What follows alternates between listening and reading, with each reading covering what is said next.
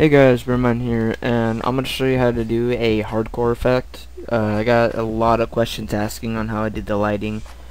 Like lighting up the sky, making it look like the sun beams are going, like towards you. And it's really easy of how I did it. And it's one of those effects that you can play around with. I don't want you to exactly like copy me. I want you to play around and see if you can find something interesting about it. But it doesn't require a plugin at all. It's default. I'm using Sony Vegas Pro 11, so I don't know if it's in the previous versions. I'm sure it's in Sony Vegas Pro 12. But anyways, you don't need a plugin for it. So just drag on luminance, that way you're not blinded instantly. And you can see already that this does not look like a hardcore effect at all. It actually kind of looks bad. But before we get into making it look better, I'm going to explain to you like what all these, what the bars basically mean and what actually you need to pay attention to. Of course you can play with it, but threshold is pretty much opacity, really, of how much you want to show. So I'm just gonna have it kind of dim so you can at least see what's on here first, and I'm gonna drop the quality so it's faster to respond because the rays is pretty. When you put on your edits, I wouldn't recommend putting on the entire thing, because not only will, at least in my opinion, it wouldn't look too good, but also because it makes the render extremely long. It's almost like motion blur. And then of course you can have like how many rays you would want. So you don't even have to do the full thing. You can do, I don't know, you can make that like an effect. I don't know, but you got that for you. And then the most important thing is the position. It's not really like After Effects where you can just drag the circle and put it wherever you want. You just have to kind of move the bars and see like where it is, so you can kind of see it's like towards the middle. And then for the Y, you can see if you move it to the right, it goes below, and if you move it to top, it goes to top. Well, we're gonna want to put it to the top, and we're gonna make it kind of brighter. And of course you do this for the shot, so I can go here and you can see it's on there the whole time. So if this was a hardcore edit, let's just skip. Alright, right here, right, and say we got the Twixer going, so I'll just save a sample real fast. Let's put 40% on, and I'll take rays off of that. Let's say you do like a Twitch or something. I'm not going to go that far into it for an example, but you got your Twixer, and then you can see you have kind of like the light rays. Now the next step is, excuse me,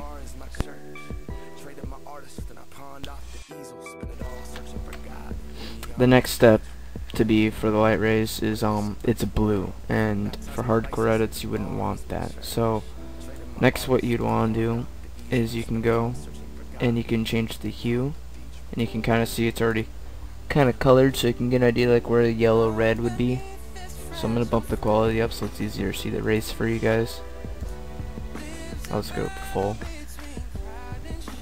and then you can see I'm gonna take Twixer off too, just for memory purposes, so it runs a bit faster, and you can change the colors to what you'd like, but usually a reddish yellow would be the best for that. And if you really want to get kind of like a twinkle effect, you could keyframe it and have whoops, I moved it on. You can have like the X position move, and then you can see that the rays are moving. If there's something in the way, then it'll also react to that.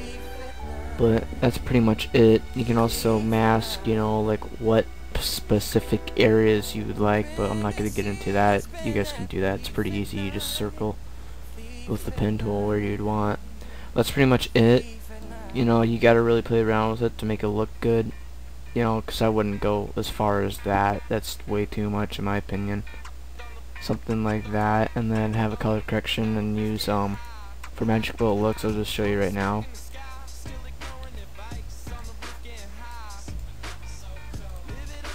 I have Magic Bullet looks 2.0 by the way, so if you have the first one, then it's gonna look a lot different compared, mine to yours. But you can just use spot exposure.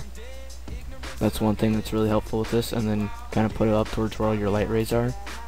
make it smaller, and then you can have it match. But instead of doing colors for this one, I'm just gonna have it white, and then to make it bright, just move the stops, and if you move it to the right, it gets brighter. If you move it to the left, it gets darker. You don't want to do too much or too little.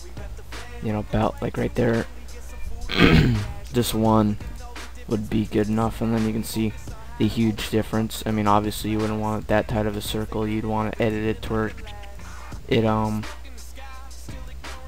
fades away slowly, you know, kind of like that, and it's not as noticeable. And then with the color correction on, so let's say we got a hardcore color correction on, you can see how the light rays work, and then you'd bump those up.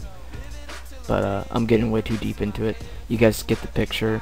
Really easy effect, and it looks really nice too. I'm definitely going to be planning on using it in future edits.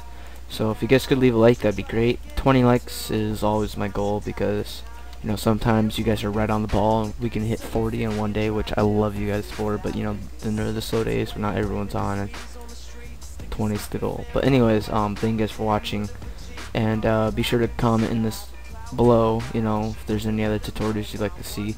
And this weekend I'm gonna try and get a lot of tutorials out. I'm not gonna work that much on editing, I'm gonna work on a lot of tutorials, so look out for that. Alright guys, peace.